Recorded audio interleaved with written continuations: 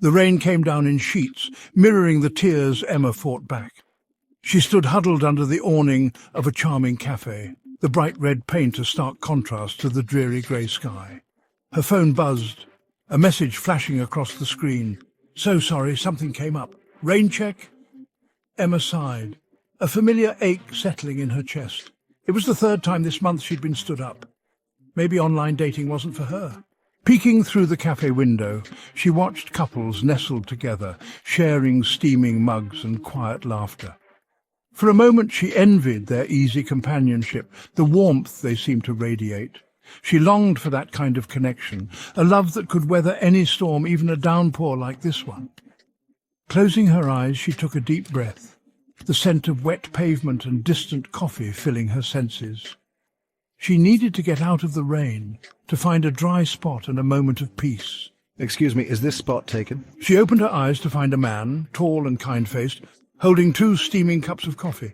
He smiled down at her, his eyes crinkling at the corners. "I figured anyone caught in this weather could use a pick-me-up."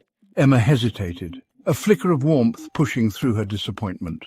No, it's all yours, thank you. She added softly, surprised by his kindness. He settled into the space beside her, the scent of cinnamon and vanilla wafting from the cup he offered her. "I'm Daniel." Emma. She replied, accepting his warm handshake.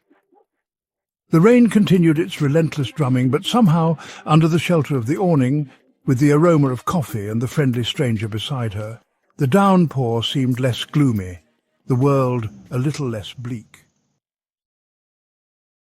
"You look like you could use this more than me."